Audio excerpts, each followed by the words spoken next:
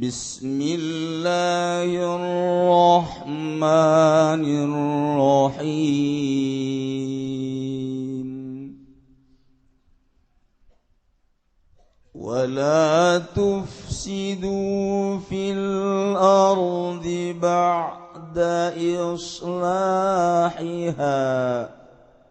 wad'uhu khawfan wa tama'a inna rahmatallahi qaribum minal muhsinin.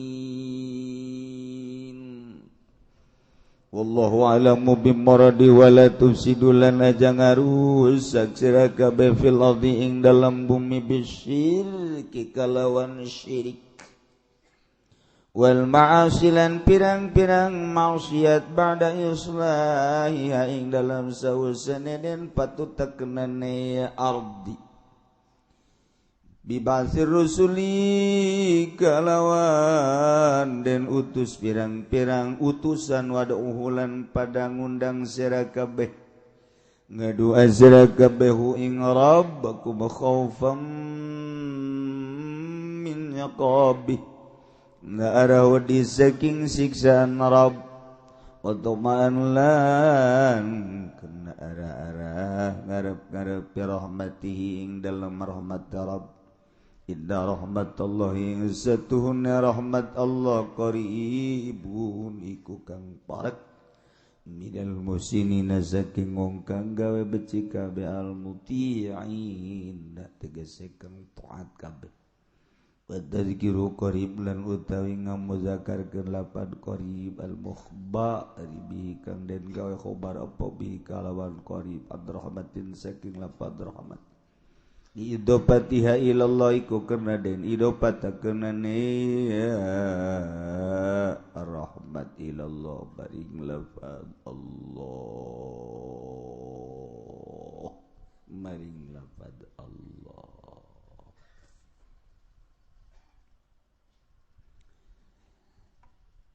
Nuluikeun ayat anu tadi dijelaskan ud'u rabbakum tadarru'an wa khufyah innahu la yuhibbul mu'tadin.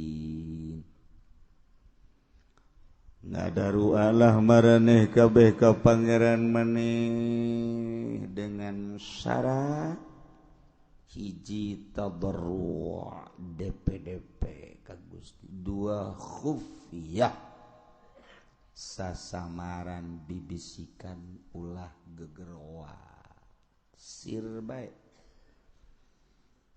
indahu sa'nyana Gusti Allah la yuhibbul mu'tadin tersepen kanu ngaliwat-wates.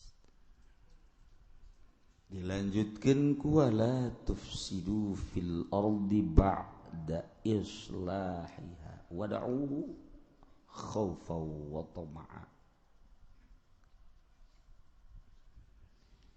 Gusti Allah teh ngadamel bumi meunang Gusti Allah kade bumi teh ieu teh nu ngadamelna ulah pajar jajadian petet meureun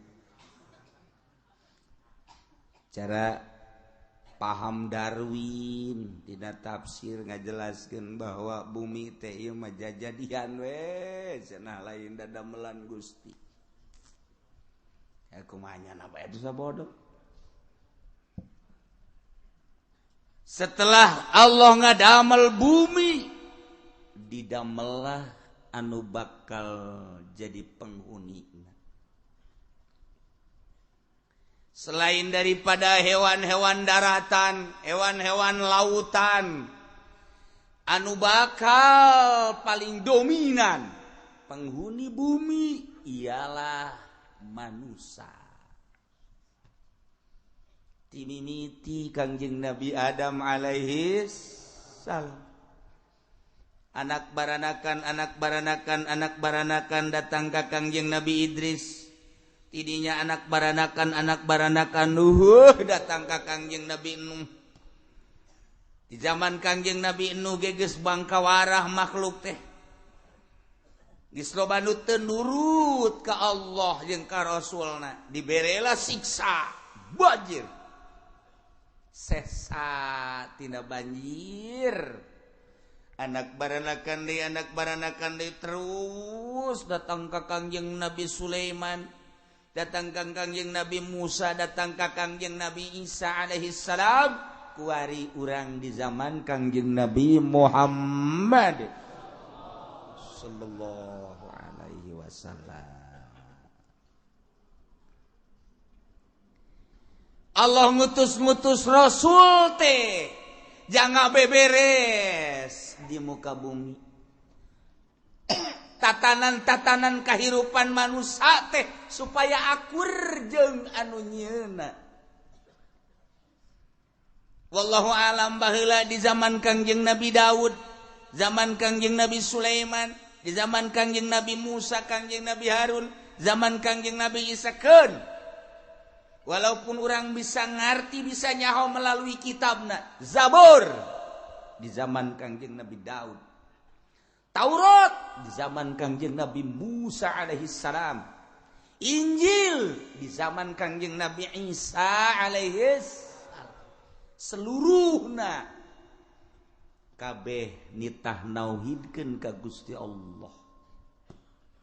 104 kitab nu diturunkeun ku Gusti Allah diperkecil nggak jadi 4 kitab samawi, Zabur, Taurat, Injil jeung Al-Quran. Lupa salia akur kabeh ge nauhidkeun ka Gusti Allah Subhanahu wa taala. Anu sugandi dituna titah nyembah ka batu, sugandina Taurat titah nyembah teh ka Uzair teh aya. Sebab sugandina Injil titah nyembah ka Kangjeng Nabi Isa, Kangjeng Nabi Isa na sorangan kaget. Kabeh nitah ibadah jeung nyembah ka Khaliq alladzi khalaqas samawati wal ard, yakni Allah Subhanahu wa taala. Keur meujeuhna rusak tatanan-tatanan kahirupan, mabok, ambalaya, judi luar biasa, pembunuhan pohara. Pokona mah geus eueuh we peradaban nu bagus teh harita. Lamun teu mabok teh teu ngeunaheun zaman jahiliyah. Jadi jelema teh parareing bae geus kararieu bae. Arareing jelema. Lamun magi awewe atuh geus bae cekel, porosotkeun, kececas tinggalkeun. Masya Allah, percis kos kotok. Iya di zaman jahiliyah. Ya Allah ya Rabbi, atuh nu gagah, nu sugih, etalah nu menang. Tampung kunyana gagah aya dinyana, sugih aya dinyana, hayang awewe nu mana bae, panggil, pake, piceun. Hukum peradaban disebut jahiliyah. Hukum mantap rimba ngaranna.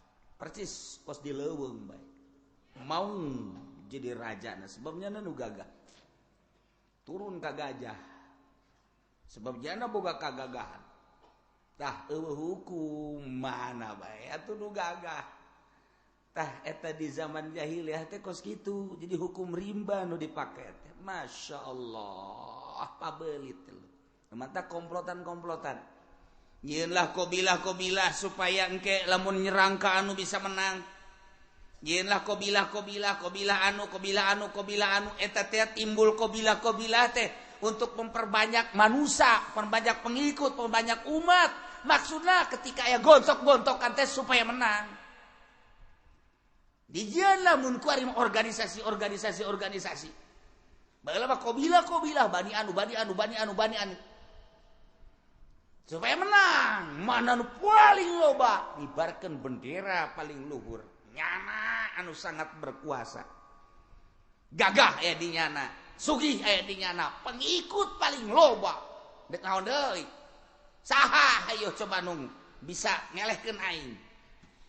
dituluykeun ku urang kamari zaman kerajaan-kerajaan kos kari itu di zaman kerajaan-kerajaan memeh datang wali sanga kerajaan Majapahit kerajaan Pajajaran kerajaan kitu dan lain-lain sebagainya ngalobakeun pengikut-pengikut jeung kagagahan terus nyerang cokot serang kos kitulah jahiliyah teu nyahoeun ka pangeran nu asli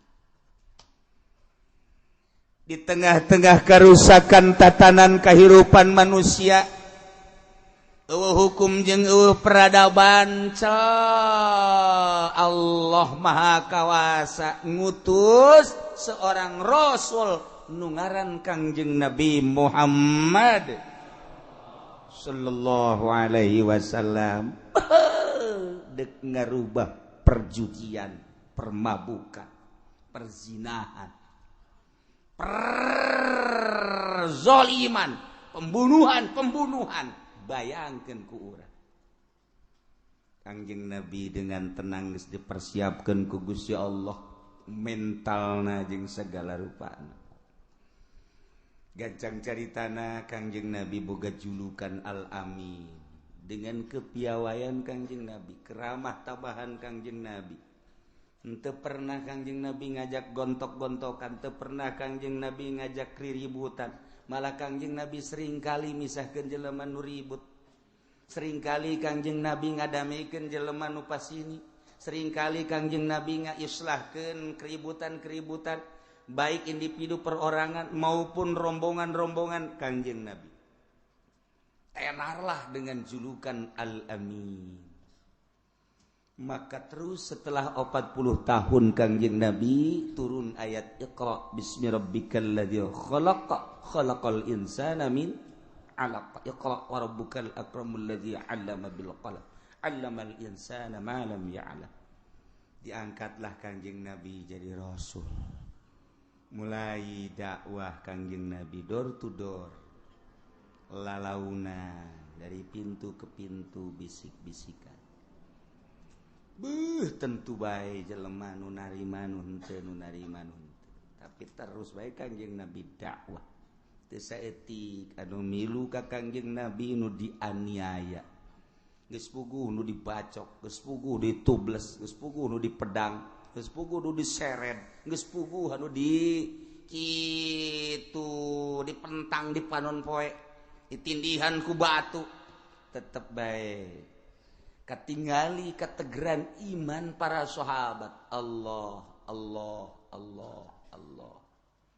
kadenge ku telinga Kangjeng, ku cepil Kangjeng penganiayaan terhadap sahabat-sahabat anu arasub Islam.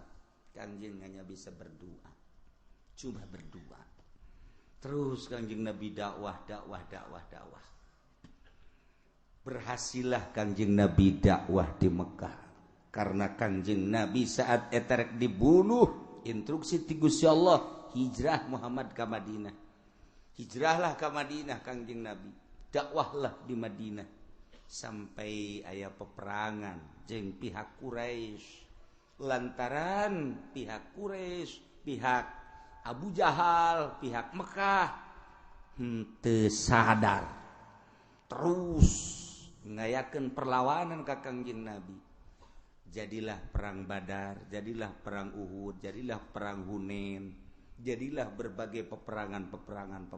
Alhasil selama 23 tahun Kangjeng Nabi dakwah luar biasa hasilna. Sangat singkat dakwah Kangjeng. Di tengah-tengah jelema anu pinuh kebiadaban, tengah jelema anu radikal, jelema anu buangat biadab. Tapi Kangjeng Nabi bisa ngembangkeun Islam, ngembangkeun agama, mencuat langsung bersinar. Anta syamsun, anta badrun, anta nurun fauqa nuri, anta iksiru wa ghali, anta misbahus suduri. Engkaulah wahai Muhammad syamsun bagaikan matahari. Asal matahari geus terbit kabeh kacaangan.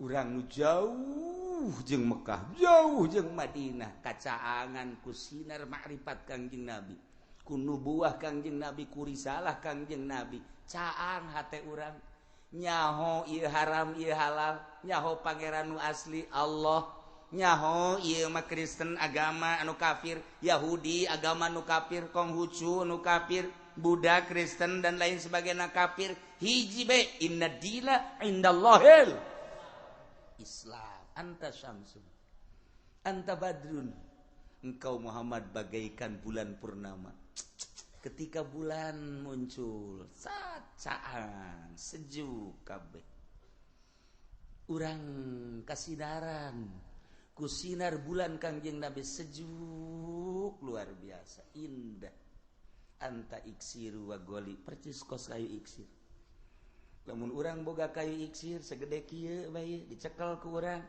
urang hayang ngalengkah ka Mekah salengkah urang lamun boga kayu iksir ku ari hayang ka mana ka Banten dia sakicep datang ka Banten mun urang boga kayu iksir ieu ka mana-mana urang hiberan ieu iksir Kangjeng Nabi teh disarupakeun ka kayu iksir anta iksir masyaallah di mana bae aya urang salam di assalamualaikum ya Rasulullah Kangjeng Nabi mah lir teu beda jeung kayu iksir kadenge aya nu salam di belahan mana crel aya di hareupeun alaikassalam masyaallah anta iksir tah kayu iksir lain lalagaan nu mantak coba tapaan dihandapeun tangkal beringin supaya orang menang kayu iksir daripada menang kayu iksir katimpah buah beringin sia ngajongkeng bisa kababu kumios ya sing hade Kangjeng Nabi wa anta iksiru wa ghali anta misbahus sudur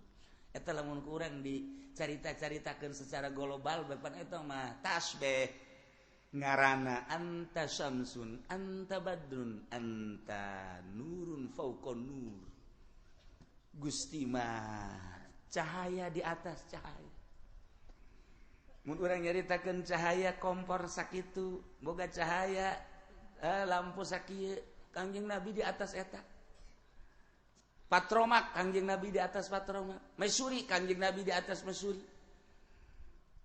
bulan Kangjeng Nabi di atas bulan matahari Kangjeng Nabi di atas matahari anta nurun fauqa nur cahaya di atas cahaya sapira panon poe cahayana bisa nyaangan dunia doang nu tadina remeng-remeng bisa kadeule sakadar urusan dunia selesai panon poe surup poek deui tapi Kangjeng Nabi cahayana fauqa nur ngaleuwih ti panon poe bisa nembus cahaya Kangjeng Nabi ke jero dada sorga bisa kadeule di mana cahaya Kangjeng Nabi geus asup ke jero dada urang cecep masyaallah senyum bidadari kadeuleu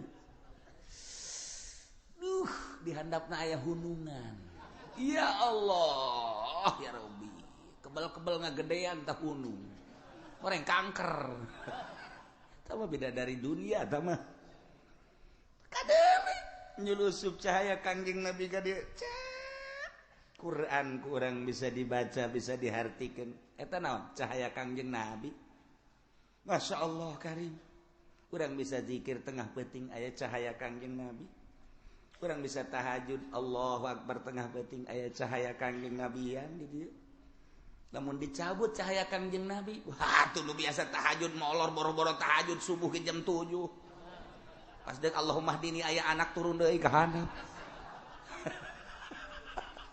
anak ge nanya enon tadi leungeun Pak tadi ka luhur ka jadi ka handap ulah loba omong tatanya bae tatarembelan budak teh isin nya ka anak ai ka anak isin ai ka Allah henteu cahaya dicabut ketika cahaya Kangjeng Nabi asup ke jero dada Masya Allah muka Quran belaka baca muka tafsir belaka baca muka kitab janggotan ge kabaca bae aya cahaya Kangjeng Nabi di dieu ya Allah ya Rabbi cahaya Kangjeng Nabi muncar kana tarang muncar kana mata muncar kana ceuli muncar teu bisa diganggu gugat sakali haram-haram sakali halal-halal sakali makruh-makruh sakali sunah-sunah sakali mubah-mubah cahaya Kangjeng Nabi mendominasi ke awak urang ketika cahaya Kangjeng Nabi aya di jero kalimpudan ku hariku kepentingan di dieu ye cahayana aya ngan mendem cahaya Kangjeng Nabi na jero nu aya di dieu Golkar jadi sungut ngomongkeunana lain cahaya Kangjeng Nabi Golkar nyana datang ka imana mah bertentangan ieu teh si kiai ge ngalamun bae bagi ngarokok godang garam gawe mah rokokna godang garam bari dada teas-teas saeutik teh aju dibeulumna ge mengkol saeutik euy nu ieu kabeulum ka ditu henteu nyana ge sia-sia rokok kunaon kieu cak rokok pugu sia nu sial nyana ge diseug-seugikeun ku rokok lah nyalahkeun aing teh ieu teh dibeulum ku sia tanda nu mantak aing teu kabeulem belah dia miring nu ka dieu kabeulem ieu henteu siana miring cak rokok tuh rokok ge ngomong udah nyalakeun aing bolon sia cak rokok ye ngalamun nya ge heuh nya sabaraha aing ge salah ye ngana tuja demi mio lah demi bangunan lah demi majlis lah nu kos kitu diperjuangkeun cahaya Kangjeng Nabi na mendem di jero panu mantak bagaikan katak di dalam tempurung kumaha katak di dalam tempurung di jero batoknya na luluncatan dek bisa ka mana nya aya batok kitu nah ketika cahaya Kangjeng Nabi muncar batok eueuh bangkong dukam muana bae ngeluncat sakadaek bangkong wah luncatan dukam mana bae sebab eueuh hahalan ketika bangkong dihalangan ku organisasi ketika bangkong dihalangan ku partai ketika bangkong dihalangan ku gorod-gorod ketika bangkong kehalangan ku berbagai motivasi dan lain sebagainya bangkong teh teu bisa luluncatan. Cau. Bangkong, cau. Ieu bangkong jadi bisa disebut cau. Bangkong. Kok. Cau. Kalangan ku tempurung. Eta ku Kiai Golkar ge dibaca bagaikan kodok di dalam tempurung pugu sia. Aku jangan dibaca, itu jangan lagi sok seri sorangan. Itu bisa luluncatan cek jadi bangkong. Lantaran katutupan ku batok, bloon nih bangkongnya punya anan bloon. Dibaca ku nyana. Tak eta teh kapan lain lalagaan teh mah. Bacaan urang kabehan bagaikan kodok di dalam tempurung teu bisa luluncatan kehalangan. Pugunyana kehalangan ku organisasi, kehalangan nyana ku partai, kehalangan teu bisa jaritakeun hukum anu saluas-luasna. Tatadina haram barang asup ka Golkar haram ya eta tempuru ngalangan masyaallah atuh ku daek-daek teuing jajai kiai mah teu ngeunaheun kos kitu teh haram-haram bae eta bade dipake dek teu halal-halal bae teu dipake dek teu kunaon haju kredit jadi halal kunaon riba jadi halal kulantaran aya satu kepentingan eta kodok ancul-anculan di dinya teu bisa keluar ya maning dipencet habak teh bangkong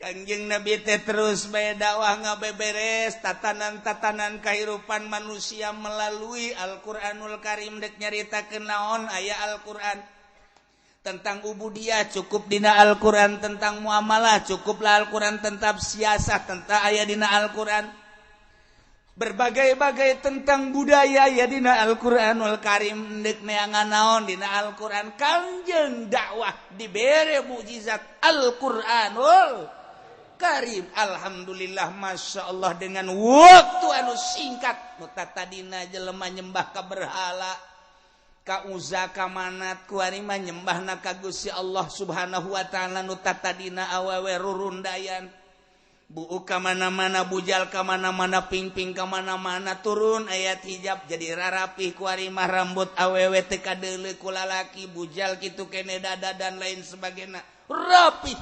Anu tatadina mah ieu anak ngalawan ka kolot-kolot bisa dilecehkeun ku anak.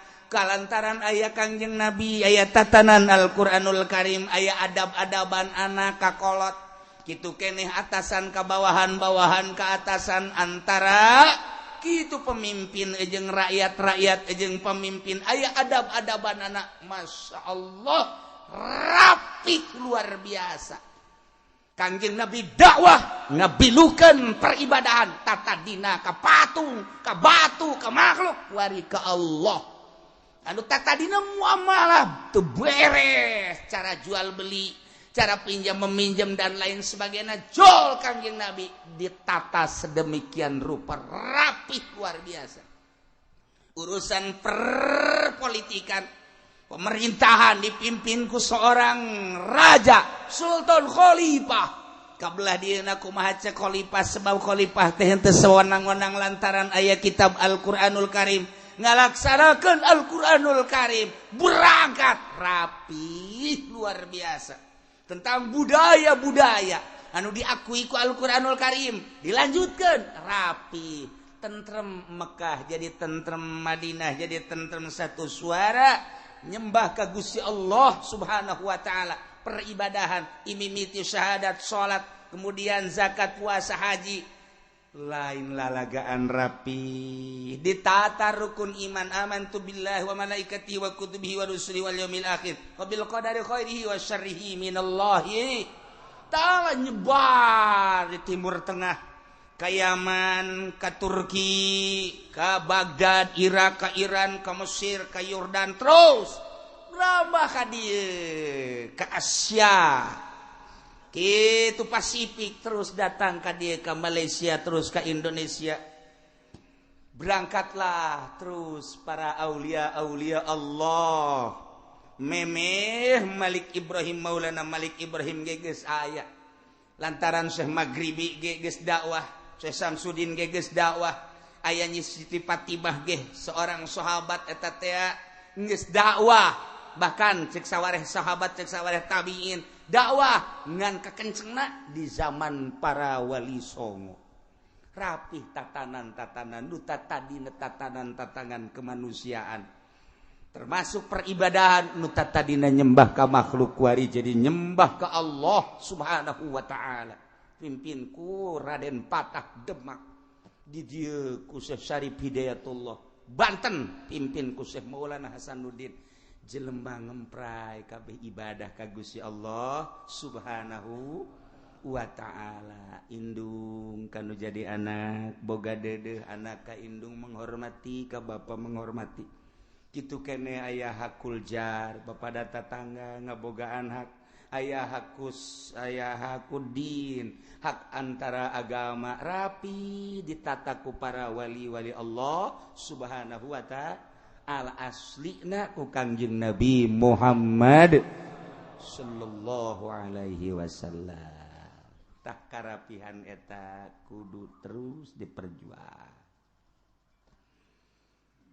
Nu mentak di dieu turun ayat wala tufsidu fil ard. Ulah rek ngarusak aranjeun kabeh di muka bumi ieu bada islahi hasabada direbe beres dirarapi. Bibasir rusuliku diutus para rasul, belah dituna rasul.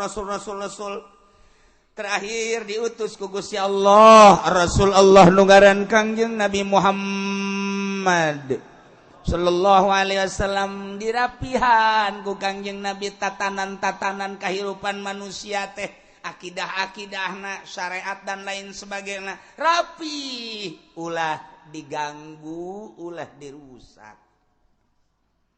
Anu tatadina jelema mararabok jadi henteu tatadina jelema silih bunuh, jadi henteu tatadina urusan muamalah terapi jadi rapi.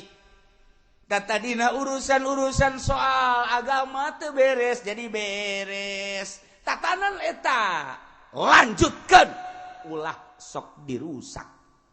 nu matak aya larangan ti Gusti Allah wala tufsidu fil ard ulah rek ngarusak aranjeun kabeh di muka bumi dengan cara dirusak kumaha dirusak zahir mah tuh gunung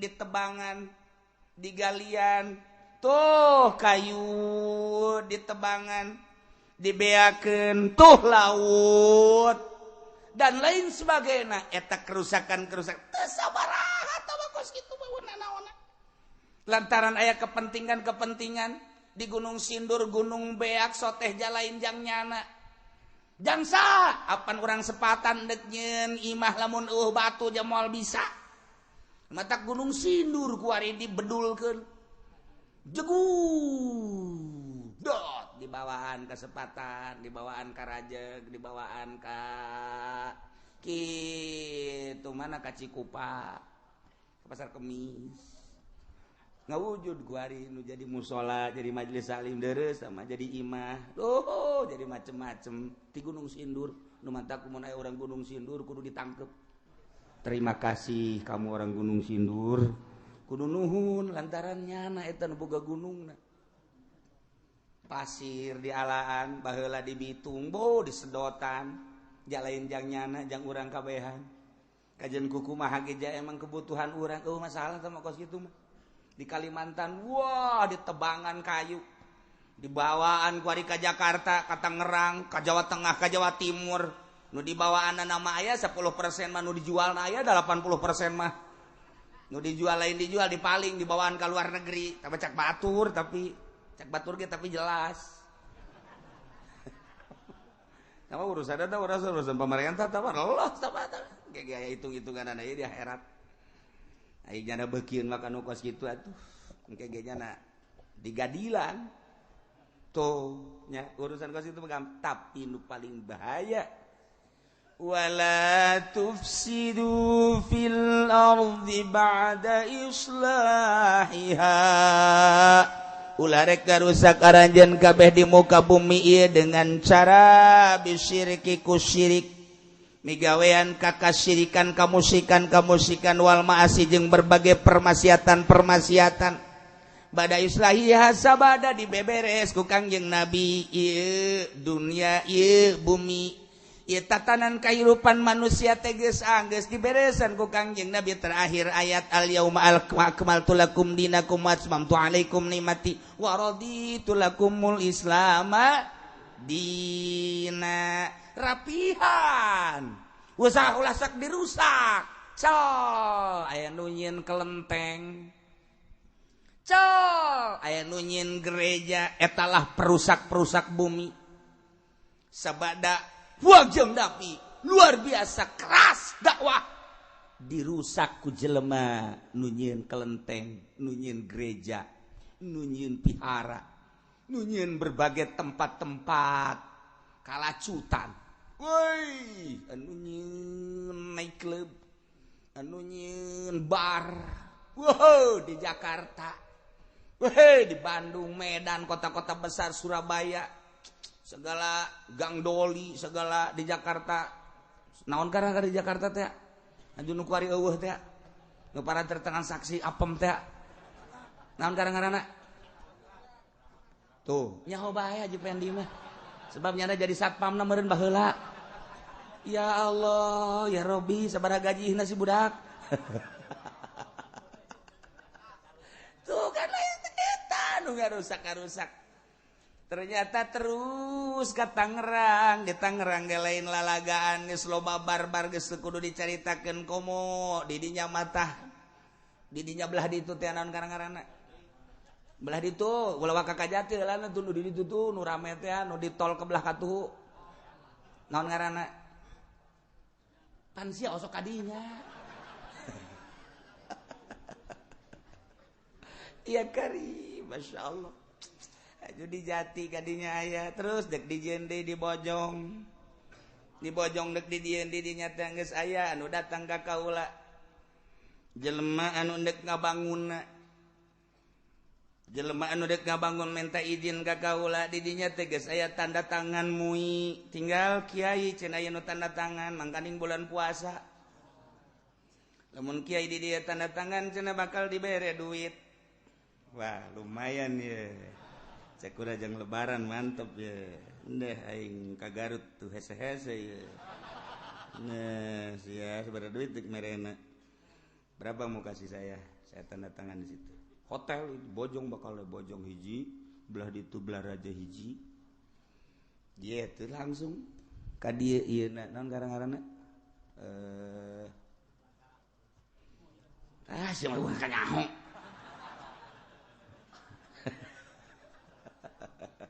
Pemborongna datang ka kau.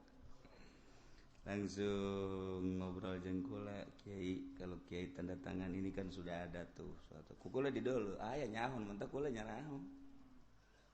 Tokoh-tokoh masyarakat tanda tangan teh kula nyaho, kiai nu tanda tangan muih nyaho kula. Mentak geus kasal kadeuleu beungeutna, sia eta. Kasal kadeuleu sia. Nyaho. Bebeja ka kula, tapi lamun kiai teh tanda tangan dia dikhawatirkeun ceknya. Khawatirkeun naon sapila kura atuh. Henteu cenah cekna besi demo. Nah, ai dikhawatirkeun mah aing dik demo kajen kukuha ge. Siap, pokona mah golok gerasah lah. Henteu cenah kiai aya sabaraha duit dik marena. Ayo ka dieu. Ngaluarkeun nya duit. Plong. Hitung sabaraha bendel eta. Hitung 1, 2, 3, 4, 5, 10, berarti kan 100 juta. Kukula didatangkeun tah duit aing tah. Kageteun nya sebab receh can dihitung. Hitung ku sia teh duit aing. Cek nya capek aing hitung anggot gitu. Aing mantep tadi hitung receh. Aing ngagos mah kumaha bae atuh. Baliknya nanggeus. Entek awas lamun sampekeun ka terjadi awas sekolah diancam gos gitu. Awas, tungtung aing hirup keneh. Awas ya. Awas naon? Atuh dirinya deuleu tuh awas. Iya, wala tufsidu fil ardi. Ditanya ku kula, "Bapak agamanya apa?" Saya Islam cekiana. Aslinya Jawa aslinya, Pak. Kok Bapak mau sih ini ngebangun-bangun? Iya, saya kan cuma sekedar usaha Pak Kiai. Ini kan ada borongan sekian itu. Urusan kesana aja waktu saya cuma sekedar usaha. Ih, deui budak. Kumaha ya dah sabodo atuh ya. Penting mah urang wala tufsidu fil ardi ba'da islah. Iya, sing hade.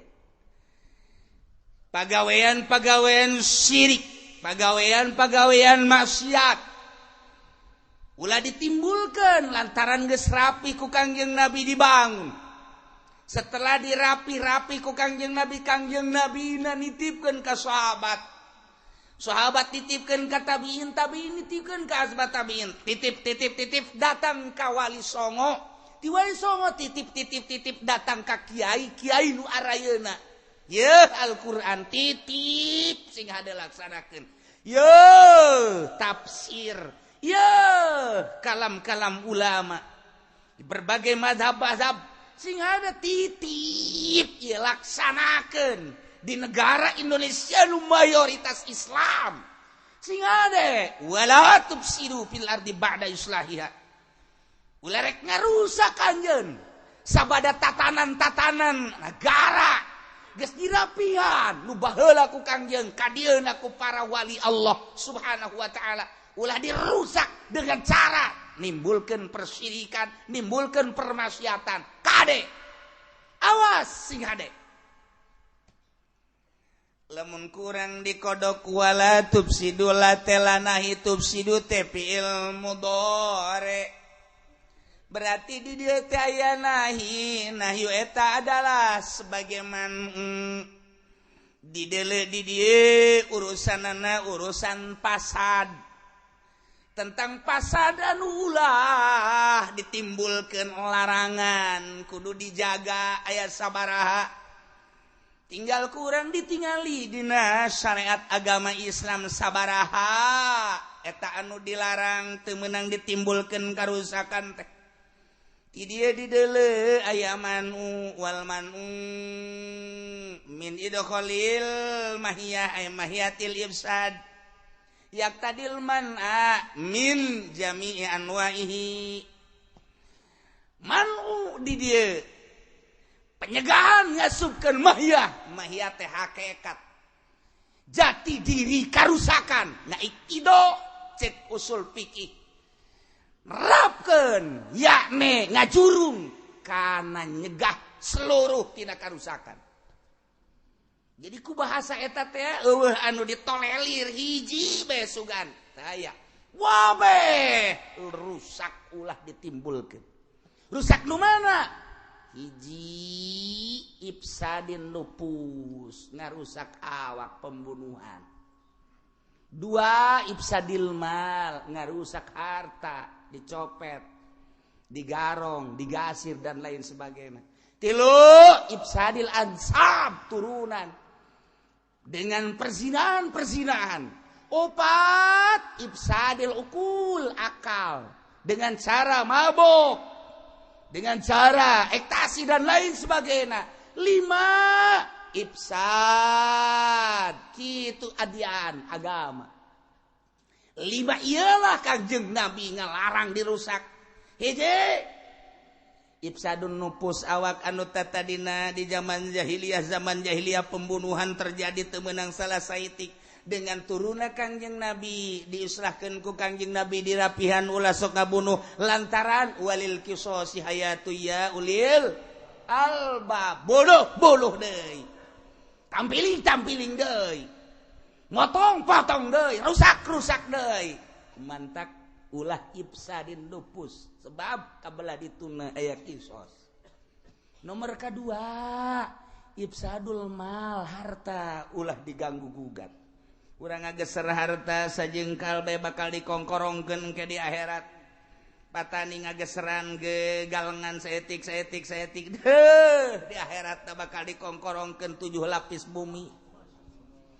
Samarukan kumaha kuari bangeunah ngalegaan 1 meter 2 meter. Naon hartina komo tambah datang ka ratusan meter. Rasa ngeunah kuari ieu boga sawah teh 1000 meter digeser ka belah deui jadi 1500 dijual bisa bae harga 1 meterna 1 juta lamun kitu 1000 meter harga 1 juta cepet wajib pede suara cepet bodoh aing ngangel kasugih teu bisa ngitung tuh tambahan ku geseran 500 jadi 1500 kali 1 juta cepet tetap hese 1500 meter kali 1 juta berapa? Saem bener teh sebudak emang besi salah bae teh budak ngomong anu tadina saem jadi saem setengah kan di dunia mah nya bisa muyah maeh.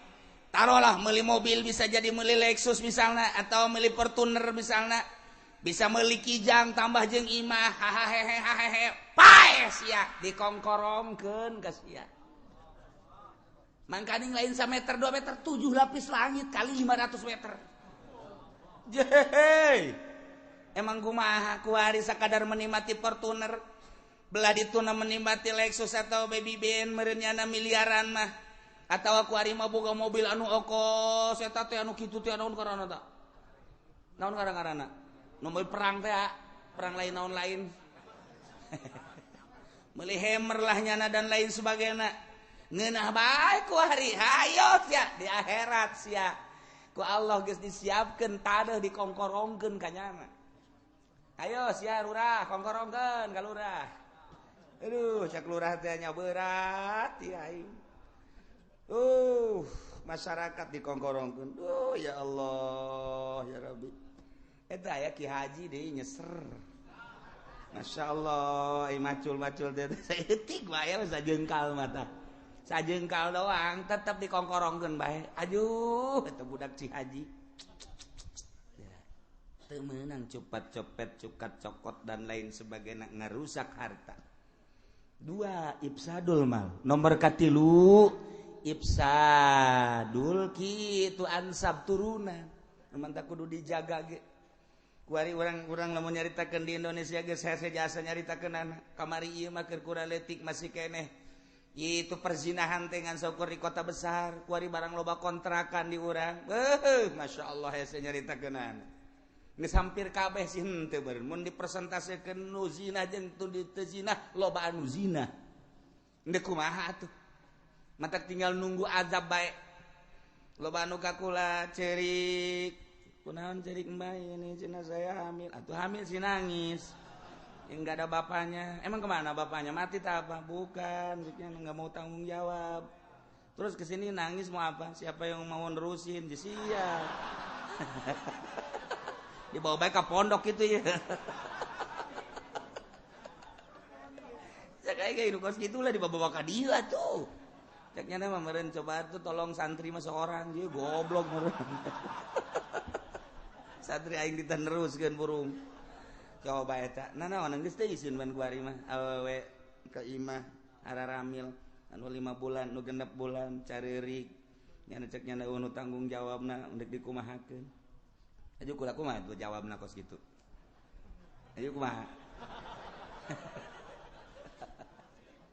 geus baca-baca kula sok lalagaan we kos kitu ieu lah sapira jeung jelema kos kitu nah ieu pohar ansab turunan geus dirusak kunyana engke eta ketepuguh binna pan bin saha pan aya turunan mah bin anu cara Imam Ghazali Muhammad bin Al-Ghazali kan geuna Muhammad bin Abdullah bin Idrus tu mantak masyaallah kangjeng Nabi mah pan itu naon garang-garana sanajan di zaman jahiliyah tapi kangjeng Nabi mah aman tina persidahan zaman jahiliyah tuh ieu zaman kuari di karumah binna teu puguh bin saha kuari geus lain lalagaan loba jasa kiai cenah kula keur nikah jeung ibuna ieu harita geus hamil 2 bulan kukula ditikah tah ieu kumaha cenah anakna ieu sedengkeun awe anu ngawalian lain saurang lain 2 urang kiai kula bakal kawin jeung ibuna ieu jeung emakna ieu budak kula eta ibuna geus hamil cenah sabaraha 4 bulan dihamilan gosa ku kula tangkorak sia meureunana lain saeutik jasa geus ku sebab kalau badai jadi kula ge malik naon kitu ngaranna malik deuk utah deui bulo bajasa ieu mah ya Allah ya Rabbi sekitar Pasar Kemis, sekitar Cikupa, sekitar Sepatan geus ambalaya. Ieu nu kudu dijaga. Sing hade turunan. Tuh, stilu nomor kaopat akal. Endeu kumaha tuh akal kuari dirarusak. Kuari di SD keneh geus mabok, SMP keneh geus mabok, SMA mah komo. Kuari kitu di universitas, mahasiswa mararabok eta kapan bakal jadi calon pemimpin negara urang kuarina dimimitian ku mabok nu mata ketika jadi DPR teh eta teh DPR mararabok ketika jadi bupati jadi gubernur mabok ketika jadi presiden kokoloyongan mabok deuk kumaha ja kuarina ge kos kieu nu mata Amerika deuk karusak Indonesia sangat sulit luar biasa diakui kesulitan untuk merusak tatanan Indonesia teh lain lalagaan hasil Amerika ge nyana geus musyawarah deui jeung syaitonir rajim hese ieu deuk karusak Indonesia teh hese ya ternyata dengan 4F 1 food makanan nomor kedua adalah fashion pakaian nomor ketilu adalah film. Nomor kaopat finansial perbankan. Opat pe eta lah nu bakal ngarusak paksakeun. Mulai tina food makanan-makanan timimiti es bonbon. Datang ka Supermi, datang ka berbagai makanan-makanan disisipan ku Kristen ku Yahudi. Make bahan-bahan kimia anu bakal ngadolkeun kana otak. Anu bakal nurunkeun kana kadar kecerdasan otak anu bakal kadituna manehna menikmati tentang makanan pongke ka Al-Qur'an pongke ka kalam-kalam ulama pongke ka akhirat melalui makanan ti orok kene geus dibere makanan mah baheula mapan urang keur leutik makanan teh menang nyokot ti kebon cau dicokot haju cau terus dipanaskeun teh di naon ngaranna disepan terus ku emakna dikerokan make sendok didaharkeun ka urang asli kan cau menang ti kebon ya Allah ya Rabb kuari geus ditah nyusuan ku sorangan ge geus embung geus aya kuari mah lantaran geus teu butuhkeun ASI kuari mah geus teu butuhkeun susu ibu teu butuh geus aya kuari mah geus neuk make susu naon aya neuk make susu embe aya neuk make susu onta aya neuk make susu sapi aya susu kebo ge aya matak gede tetejeh bae sebab tadina make susu sapi atuh jadi geus gedena kos sapi nyurudug bae iya putar nomor kahiji teu karasakan ku urang dirusak emang lalain lalagaan eta pajar lalagaan lain bebeneran eta teh meunang musyawarah nyana nomor kedua fashion pakaian nu baheula mah pakaian teh atuh nang produksi urang asli menang urang anu ditimbulkeun tuh di mana di Palembang make kotrek tenunan gitu asli daerah. Nah, manual kemudian atau di Jawa gitu kene terus ke NTB. Hasilnya kan bagus, serang melalui Jepang, serang melalui arang asing. Dibuatlah sedemikian rupa. Geus babahana make kimia ditambah deui ku ari potongan-potonganana. Hey, terus diedar-edar ke jelema di kabongbroy ku eta. Nomor katilu, nomor kedua, nomor katiluna film. Baheula mah film teh kudu ka gedung film. Terus diayakeun TV film, ditayangkeun di TV ku hari mah di HP. Unggal detik. Anak geus kieu bae anak kotek mana ngagerokeun. Dewi. Kotek. Dewi ka dieu sakedeung. Kotek. Geus maraheun mana. Sakedaon. Iya mata di dalam jatuh mah susu mah coba mana le tolong ke mana deh goblok pan tadi mah marah kuari babarengan tayangan naon eta emang bareng film geus kuari mah dibawa ku budak SD terus film ka mamana iraha hayangna terus bae aya nu emakna geus dibonggolan bae titah meuli pulsa. Wih, budak kajian teuing teu dahar mah asal meuli pulsa cak kana teh. Blon teh. Ayo coba kuari. Ayo coba ku sia rasakeun kuari. 10 tahun ka hareup bakal pikumahaeun ieu kakara kuari. Ambalaya geus kos kieu tatanan. Nu mantak cek Gus Dur belum siap sebetulnya Indonesia belum siap untuk menyikapi era globalisasi. Gus Dur teh ngomong lain can siapna naon soal kabeuli mah kabeuli tapi siap untuk mental bangsa Indonesia. Nah, tingkatkan kuari atuh pondok pesantren, tingkatkan atuh kuari pengajian, ditingkatkan. Lantaran kiai na resep dalam film. Atuh aya aturan ceramah mawa HP pan kiai na ge. Saudara-saudara, mohon maaf. Oi, aya saudara-saudara sekalian. Oh, mohon maaf. Oh, mending digantung kiai kos kitu. Sirik ngajak pada nge-HP sih gantung habak. Mungkin mau aya Ki Podoli keur ceramah ngahape gantung.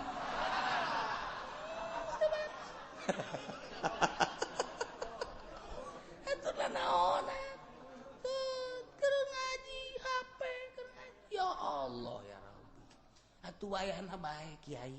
Aya nu ngaji mingguan ge make HP bae tolol teh kiai. Keur ngaji ge. Oh iya. Bentar sebentar lagi. Oh iya, setengah jam lagi lah. Oh iya.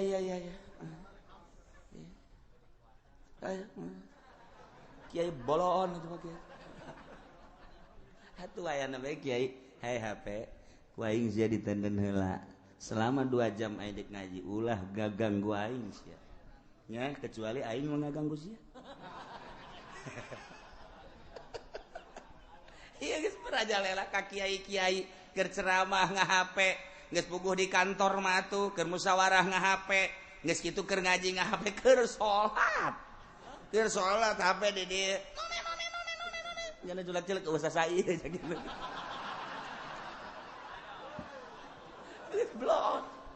kiai tuh komo santrina. Gusti Allah deuk wahaya. Makanan, pakaian, kemudian atuh aya nama kitu, ngarusak teh setelah makan film, nu ngarusak akal kuari dengan berbagai pemabok. Mabok atuh kuari mah jadi proyek di Indonesia, ya Allah ya Rabbi. Urang ngadenge keluar ti luar negeri datang ke Indonesia, ti Palembang datang di mana? Jadi proyek atuh aya nama. Ganja di Aceh kirim, emang eta ganja. Sakumaha dikirim nanti Aceh ka dieu. Sakontainer. Emang sabaraha gitu. Beunang ku polisi di naon karang-karana. Di Bakahuni, beunang. Tayang nu beunang nama 10 kilo tah nu di jero bego. Eta mah nu beunangna 10 kilo, nu ieu mah lulus ka ditu eta mah supaya kadeuleu bae bahwa di Indonesia aya hukum. Kana mah aing teu nyaho meureunana. Lulus ka ditu nu 10 kilo lah nu dipermasalahkeun tong-teng nu 10 kilo ge dijual deui ku jang nu mantak di jero negara Indonesia aya negara siluman, aya negara di atas negara di Indonesia. Emang kumaha gitu jalamun lain polisi anu ngamankeunana, lamun lain abri nu ngamankeunana, lamun lain panglima nu ngamalkeunana, nu ngamankeunana atuh moal aman. Tapi kan aman, bukti nyata ku ari mararabok ka urang lembur, geus pugu gele ganja minuman dan lain sebagainya, kaluar ti luar negeri asup ka urang, kah katangkep semu bener kadoleuna nu lulusna sabaraha. Iyalah aya negara di jero negara nu mantak wala tufsidu fil ardi ba'da islahiha, make tatanan demokrasi sampai kiamat kos kieu bae kajen kukumaha ge. Sebab naon? Bisa nyieun negara siluman di jero negara. Hukum dengan kadeleuna doang. Bukti nyata atuh Malaya. Mun kukula dicaritakeun di Palembang emang kumaha? Mun kukula dicaritakeun di Aceh emang kumaha? Bisa disebutkan Serambi Mekah tapi jerona kebok-borokan Aceh emang kumaha? Ye kiai cenah ulah sok sambarangan aing mah teu sambarangan deung aing mah nyaho jasa. Engke heula cenah kiai kumaha teu kumaha aing mah di Palembang ge nyaho jasa. Emang kiai pernah ka ditu? Ulah omong pokona sia mah aing mah nyaho bae pokona. Henteu eta cenah kiai nyahona ti mana sih sok aya nyaho bae hayu bareng jeung aing ka ditu. Aju kiai ka ditu jeung polisi. Aju polisina atuh polisina ge nu sok meuli eta. Emang aya sia mah sayakeun beungeut sia poin sia. Iya mah supaya nyaho sing hade anak urang maksudna. Sebab naon aya pelindungna di Indonesia. Nu mantak ganja ambalaya kuari, nu mantak gele ganja ambalaya, ekstasi ambalaya, magadon ambalaya, dumon yahrib ambalaya dan BK ambalaya. Emang kumaha lamun henteu diamankeun ku seorang ku pengaman-pengaman atuh moal bisa, tapi kan aman ternyata. Masalah jadi proyek nu mantak ge polisi aya pagawean dibuatlah sedemikian rupa proyek polisi. Akal bangsa Indonesia 10 tahun 20 tahun ke hareup nu kuari SD marabok, SMP marabok, SMA marabok, mahasiswa marabok deuk saha nu nyekel negara. Mun baheula urang ngadenge Bung Karno ketika manehanana endek kitu merdekakeun Indonesia babaturanana ti Jawa Timur, Jawa Tengah, Jawa Barat, wabeh kiai. Geus puguh para politisi di luhur babaturannyana, mahasiswa babaturannyana di ITB. Kiai Jawa Timur, Jawa Tengah, Jawa Barat, di Cianjur, di Sukabumi, di Tangerang, di Serang, Pandeglang, kabeh babaturan Bung Karno. Kan geunaheun urang ngadukung Bung Karno na. Ceramah di Bitung kadedengekeun bae, ceramah di Rangkas Bitung kadedengekeun, ceramah di Pandeglang kadedengekeun. Bung Karno teh lain jelema leutik, ngeunaheun urang tatanan keagamaana, ngeunaheun jasa. Bung Karno tambah kuari ku Soeharto minim agamaana. Ngan nya mah boga kitu kalaluasaan hate istimewa. Bisa ngabangun sekian periode luar biasa ngan agama nama minim. Ketika naik deui ku Gus Dur terasa adem, agama bangun deuk naik ngan haju lengser. Dilanjutkeun deui ku Megawati 0% perasaan urang. Urang mah kerjatakeun agamana. dan negara nama kitu-kitu keneh dicekel ku sasage jadi demokrasi mah atuh eto urusan anak kitu-kitu keneh. Tapi ketika nyeritakeun agamana minim pas nu kuari. Tuh sia tanu ngomong aing mah henteu. Aing mah ngan kikituan doang. Mana kade? Endeu kumaha coba. Jangan supkeun kancing ge salah imahnya nama. Ge, deuk kumaha deui ya. Tapi tetap ieu negara urang, tetap jana presiden urang. Walaupun wallahu a'lam, kuat atawa henteu wallahu a'lam. Lantaran urang mah henteu caritakeun tentang politik di luhur. Sanajan kula nyaho moal waka dibejakeun, kuari kenyataanna bae sabaraha pabrik anu geus tutup, sabaraha pabrik anu endek dirampingkeun, sabaraha pabrik anu geus siap-siap untuk gulung tikar. Berarti kan kestabil kan. Nah, geus aya nu laporan ka kula bebeja. Waalaikumsalam. Mana Mas? Saya pulang kampung Kiai. Kenapa? Pabrik saya gulung tikar. Oh iya udah tuh. Berapa banyak? Ada 400 mah katanya. Geus aya nu bebeja ka kula hiji taba gulung tikar kurang modal meureun tah mah. Ya deui can kebal deui meme haol, geus bebeja deui ka kula habis haol mah saya mungkin enggak bisa ngaji lagi Kiai. Kenapa? Pabrik saya katanya tutup Kiai. Kenapa? Enggak tahu lah tuh pabrik tutup. Berapa banyak gitu? Ada kali 1000 mah. Loba amat. Terus kabelah dina makin belah dina. Kula seri bae. Insyaallah ala kadar perjalanan perpolitikan di luhur kula nyaho insyaallah ngan moal waka dibejakeun. Moal waka keur mubujuna dahsyat-dahsyatna ayeuna. Wuy. Keur mubujuna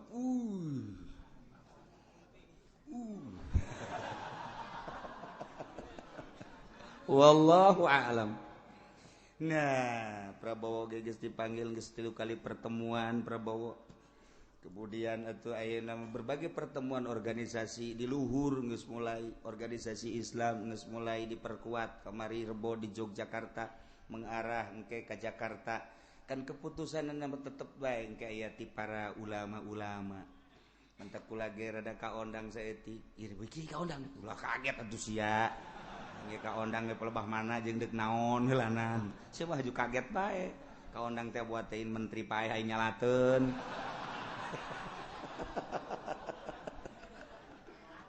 Tapi nu jelas wak seperti kos gitulah.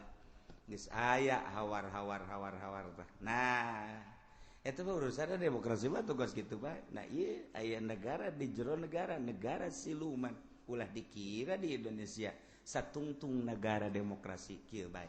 Aju kiai aya ngarobah, aing mah teu deuk ngarobah, nu jelas make Al-Qur'an wala tufsidu fil ardi ba'da islahiha. Nagarana deuk bentuk negara naon bae lamun sia ngalaksanakeun sesuai jeung aturan Al-Qur'an adem.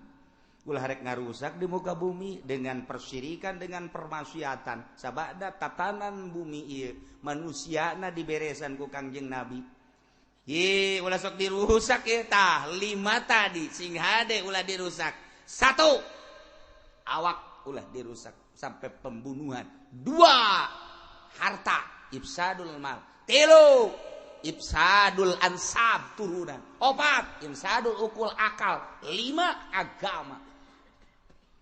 Ulah dirusak agama teh beunang Kangjeng Nabi. Perang dahsyat Badar, Uhud dan lain sebagainya.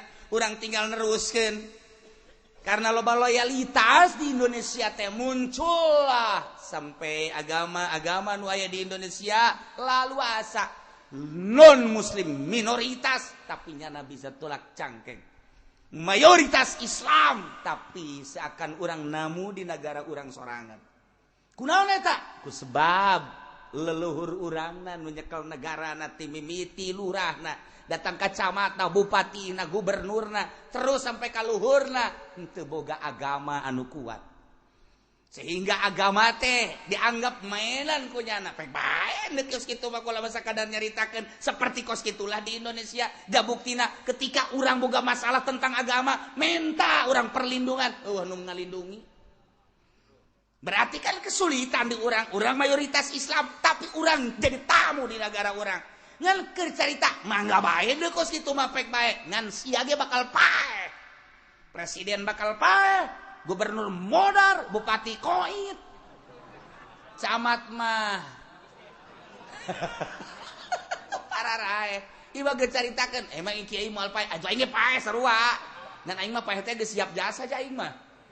Emang siap gitu, atuh siap aing mah. Salat osok, puasa terus, baca Quran sekali-sekali osok. Je, atuh aing mah siap. Ketika kapanggih jeung malakal maut, pae, ya pae lah. Iya, cek malakal maut emang siap teh, siap. Emang kunaon? Atuh geus rindu ka Gusti Allah. Boy, mantep biasa. Sebab naon? Ya atuh aya pertanggungjawabanana, fikihna, akidahna dan lain sebagainya. Dek kumaha aja emang sapopoe kurang diaji. Ketika pae, atuh tinggal nyanggakeun ka Gusti Allah, Gusti, jatita salat geus, puasa geus, kaji geus. Eta cenah kurang husu atuh, husu namlah Gusti. Ampura bae kurang husu sautak saeutik mah tuh. Tah nyana pan korupsi aya di nyana. Ayo ngabangun gereja aya di nyana tanda tanganna. Ayo deuk bahas itu kazaliman aya di nyana. Ayo sia gara menghadap Allah. Mun teh digencet sia. Ji aing mah henteu kukumaha los nagara jeung lain nagara sia. Negara urang kabehan turun temurun haju sia zalim rasakeun sanggeus modal sia. Sakitu doang aing mah. Jeuh. Cek di dia lagi wala tufsidu fil ardi ba'da islahiha. Ulah rek ngarusak aranjeun kabeh di muka bumi dengan berbagai persyirikan jeung permaksiatan nu mantak sekuat tenaga urang larang ketika aya persyirikan jeung permaksiatan wayahna di lingkungan lembur urang teh urang papada peduli ketika aya nu mabok wayahna tepak. Ketika aya nu judi wayahna tepak, ketika aya anu nanggap orkes wayahna urang datangan deuleu. Lamun biduana rada bagus atuh terus antepkeun ku urang, lamun biduana nya hideungnya jore nya sorana jore maning turunkeun. Acenah kitu amat. Nu bagus tuh jore eta adalah permaksiatan. Mun bisa ku urang rada dinasehatan ieu geus rapih meunang Kangjeng Nabi. Ba'da islahi wad'u khaufan wa tama'a. Wad'u jeung ente ngadua ranjeun nyebut ka Gusti Allah ka pangeran doa ka Gusti Allah. Di samping tadi dua syarat tadarru wa khufyah ditambah deui khaufa wa tama'a. Nomor kahiji kudu aya sieun ka Gusti Allah tina siksa Allah nu ngabangkitkeun semangat urang ibadah lantaran aya neraka. Timbul ti sanubari urang beuh mun aing teu salat asana ka neraka jadi motivasi neraka. Mulailah orang ngadoa ka Gusti jauhkeun abdi tina neraka. Allahumma ajirni minan nar ya Allah ajirni minan nar. Eta motivasi ka khaufan sieun tina siksa Allah. Lantaran karasa kurang kapetelan ku seuneu rokok bae ge mane jajalepengan komo meureunanan seuneu itu khaufan sieun ka siksa Allah. Jadi pembangkit semangat ibadah ka Gusti Allah makin mantep urang coba inget ngaji asieun ka neraka khaufan. Wa tama jeung aya harepan nu salat bakal dibere senyum ki bidadari. Kajeun teu numpakan ge asal dibere senyum bae. Cukup ku senyum doang ge. Kadang-kadang urang numpakan bidadari ku senyum da ge, weuh cak aja penis sejuk hatiku. Ku senyum doang geus kajeun cak aja penis aing teu kudu ka sorga, teu kudu numpakan sia. Aing mah di lawang sorga kieu ge dibere senyum bae ge geus ngeunaheun jasa. Geus ninggiuhan di tangkal kayu bae di dieu geus. Hareupeun sorga aya tangkal kayu asal liwat senyum bidadari asal liwat senyum bidadari. Geus cukup aing mah geus kos kitu bae. Geus sekudu sare jeung sia aing mah senyum bae ge pan urang mun neuleuh awewe geulis ku senyum da aduh masyaallah. Matahari yang terik ketika aku melihat senyummu teduh rasanya. Waduh. Tuh, caknya ada gombal cenah. Ya Allah, ya Rabbi atuh komo bidadari. Gas, bidadari geus teu kudu kumaha, asal liwat senyum geus cukup. Engke ge nyana ge rinduan ieu ka urang. Ceuk bidadari Gusti aya eta saha? abdi asal liwat jana senyum kula senyum asal liwat jana senyum kumaha mun kula diajak kan gitu pagi. Nah orang aing ngajak mah gengsi di surga kita tetep aya gengsi kan tapi lamun diajak akunya sini. Cek bidadari aku dipersediakan oleh Allah untukmu. Silahkan nikmati tubuhku. Waduh. Siapa masuk ke mana baik? Ieu keur nyarita tomaa, ieu mah maksudna ieu. Aya pembangkit listrik ieu. Tomaa ieu maksudna. Aya kahayang orang lamun tadi semangat juang ibadah orang lantaran sieun ka neraka rempan aing lamun teu ibadah beusi ka neraka khaufan kuari tomaan min rahmati deuh lamun aing teu ibadah atuh moal meunang aing tuh surga jeung bidadarina ku aing kuari mah deuk ibadah ka Gusti Allah dengan harapan hayang bidadari di surga Allah. Tuh kan jadi semangat orang. Nu manta kudu saimbang khaufan jeung tomaan teh. Cek bahasa dina tasawuf mah antara khauf jeung roja lir teu beda jeung manuk jangjangan. Jangjang manuk nu aya di manuk ketika stabil dua jangjang nyada bisa hihiberan ka mana bae. Kitu kene urang di jero hate urang aya khauf jeung roja. Yakni toma seimbang antara khauf jeung roja jeung toma. Urang bisa ibadah dengan mantap ka Gusti Allah. Salat Allahu Akbar di jero hate urang aya khauf jeung aya toma.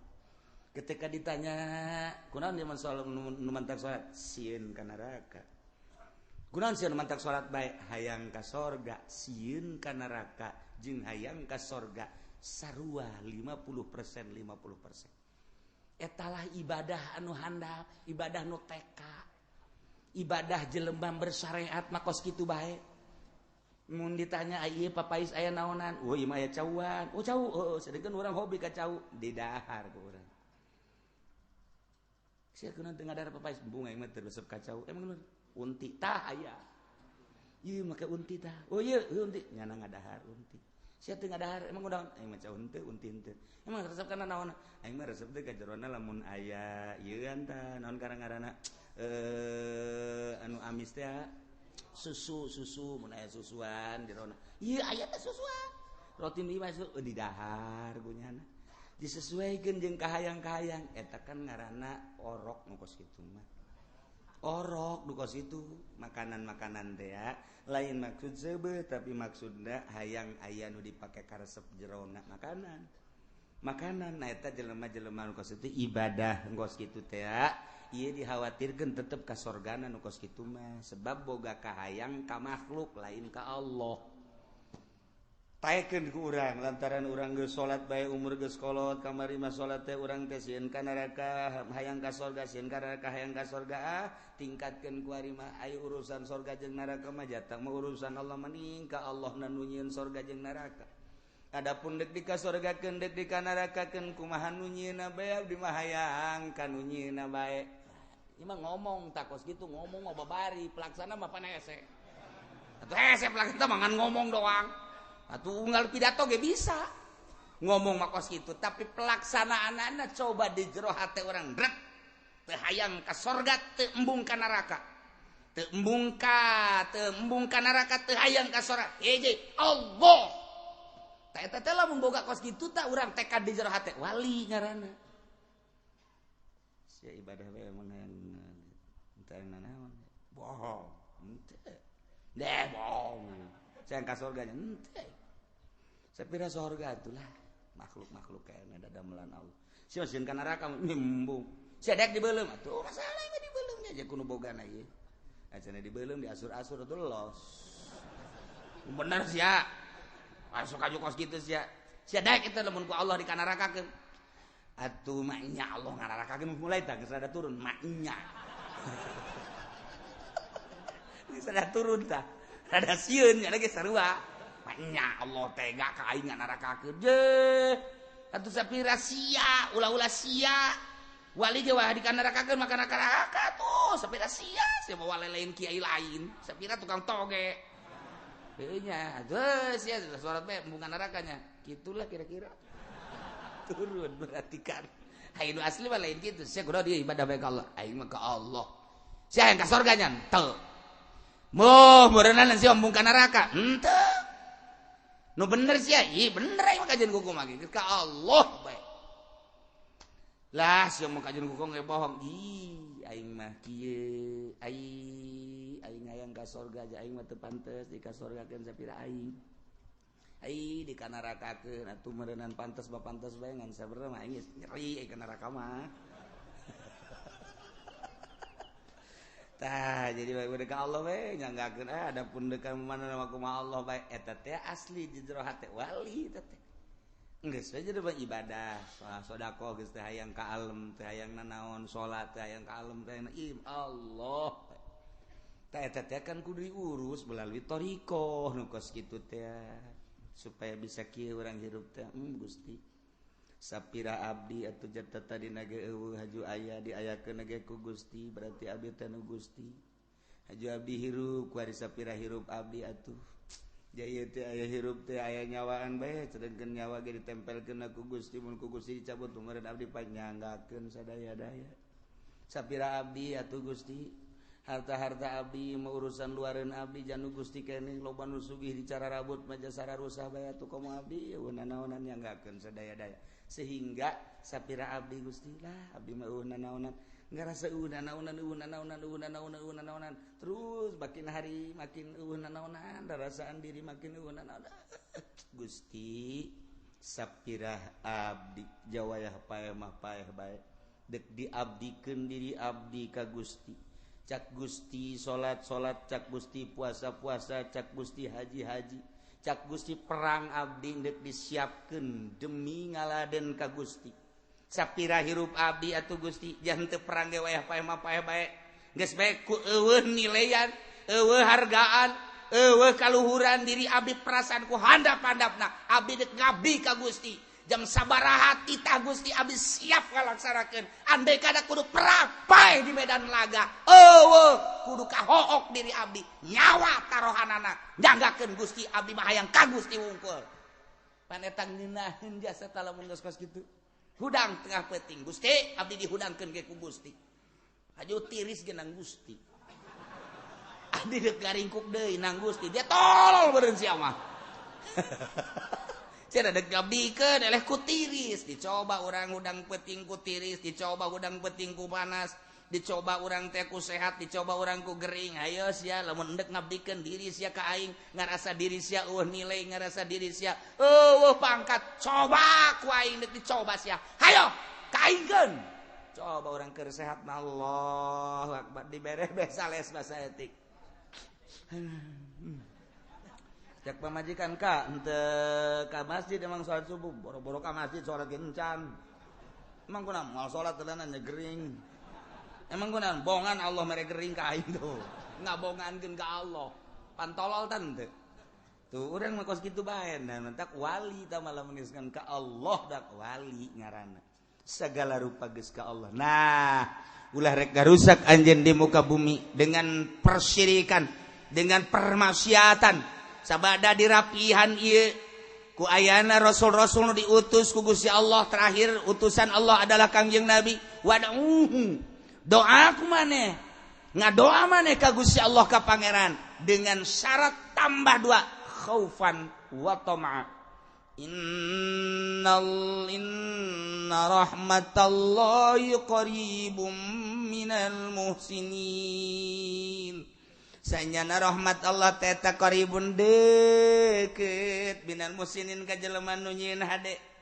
urang kuari teh ngaji urang kuari ibadah deuh nyieun kahadean tinggal ngalengkah doang ka rahmat Allah keur carita rahmat Allah anu hakiki ira Gusti atuh tinggal sakedeung deui mana geus kadeuleu ku waliullah mah rahmat Allah teh dibentukeun sorga ku Gusti Allah teh ngan teu hayaangeun ka sorga hayang ka Gusti na bae rahmat Allah teh qaribum minal musinin dekat ka jelema nyunin hade jelema nu ibadah ka Gusti Allah maka rahmat Allah teh deket rahmat Allah teh kanikmatan Allah deket teh iraha kahalangan ku paeh doang ketika paeh tek nyana ngalengkah ka rahmat Allah masyaallah orang kuari ngaji terus salat terus puasa terus zakat aya fakir miskin bere aya yatim piatu bere anak pernahkeun ku urang ibadah tentrem ka Gusti Allah eta ngaranna urang muhsinin nyin hade eta teh deukeut ka rahmat Allah nu ngahalangan antara urang jeung rahmat naon hirup ketika hirup urang dicabut paeh ngaranna urang ngalengkah trek ka rahmat Allah di dunia mah carerik pamajikan cerik anak cerik murid cerik kabeh tatangga carerik kabeh yang cerikan kadede kanyah jeung sajaban nyana nu dicencerikan keur seserian di rahmat Allah.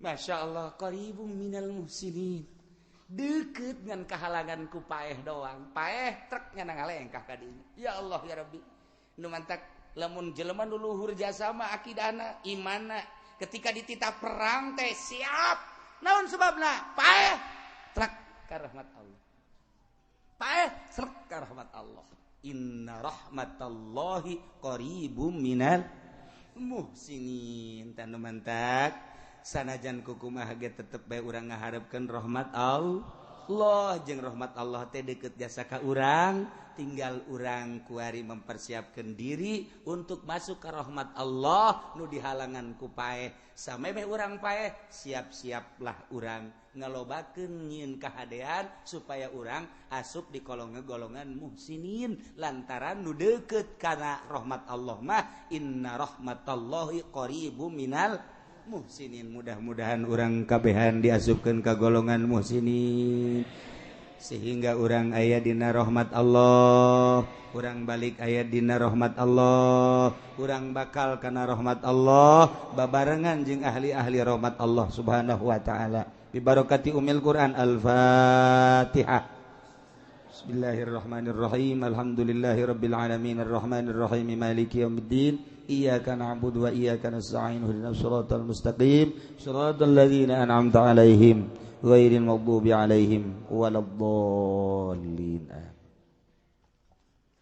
Allahumma shalli wa sallim ala sayyidina Muhammadin fil awwalin wal akhirin wa barik wa sallim wa radiyallahu ta'ala an sadatina ashabi sayyidina rasulillahi ajma'in amin ya Allah ya rabbal alamin Allahumma ihdinas siratal mustaqim Allahumma ihdinas siratal mustaqim Allahumma ihdinas siratal mustaqim siratal ladzina an'amta 'alaihim minan nabiyyin wasyiddiqina wasyuhada'i wassalihin wa hasuna ulaika rafiqa dzalikal fadlu minallahi wa kafa billahi 'alima wa shalli wa sallim ala jami'il anbiya'i wal mursalin walhamdulillah